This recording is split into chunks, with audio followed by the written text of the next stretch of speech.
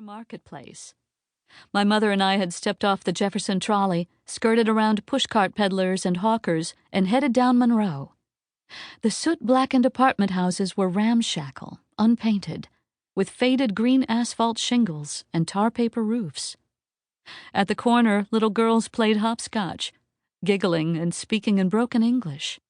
Despite the heat, two bearded men argued in a doorway, both dressed in capotas, those long black coats and wide-brimmed Russian hats pulled low over shiny foreheads. They spoke rapid-pace Yiddish, pointing at each other, speaking over the other. Every time we walked along Monroe, my mother grumbled. Today an itinerant scissor grinder, his rickety contraption braced to his back, had jostled her and was rewarded with a verbal comeuppance. The same with a shifty young man who pulled up his sleeve to reveal his arm covered with used watches as he whispered of a deal he'd give her. "Only look, please." When she entered the foyer of the home we were visiting for 2 weeks, she let out a sigh of relief. The grisly gauntlet survived. Pesky street rabble avoided. Precious refuge won. My mother wasn't happy visiting on Monroe Street. "I really have no choice," she'd whispered to me when the invitation was offered. "Old friends, my dear Esther. We have no choice." Now my mother dropped her packages onto a little oak table near the front door, then grasped her throat, a gesture that mimicked someone strangling her, in case I missed the point. She faced me. "I will go to bed knowing a murderer sleeps steps away." Again my feeble question. "What?" "We will be murdered in our beds." "Mother." She lost patience with me. "Lord's sake, Edna, for a writer you certainly have no memory for important events." She nodded toward the unseen home next door. "Leah Brenner. That dreadful woman stabbed her poor husband Ivan to death. A knife to the neck. A decent man, hard-working, stabbed." She pointed. "Right there in that parlor, feet from us, next door." She shivered and walked away. "There is so little justice left in Chicago." "I remember now," I called after her. She narrowed her eyes. "I should hope so, Edna. I talked of nothing else for days.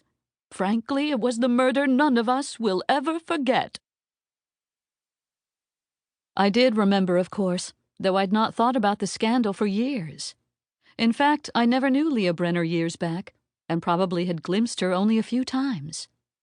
But I did have a vague memory one time of seeing an attractive woman standing on that very porch.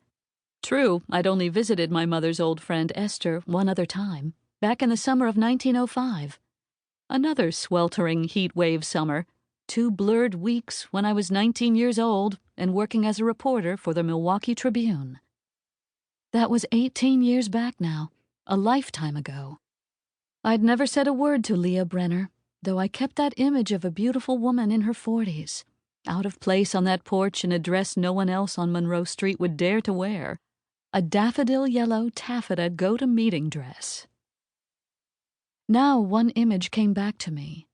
She stood there immobile, her dark hair covered by a black lace scarf, despite the steamy heat, as she watched the street with a cold stare. It was the coldness that made me notice her. A colorful Goya portrait, a voluptuous woman in yellow and black. I was a young woman then, impatient with that mandatory visit to my mother's old friends, Esther Newmann and her family.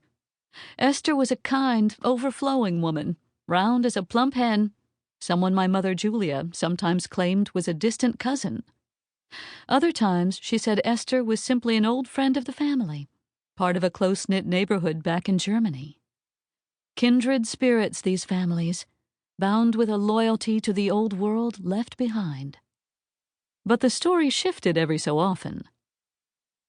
During that short visit, Leah Brenner stood on her porch dressed in that elegant tea dress and muttered as some errant boys took a shortcut to the next street by running through her yard.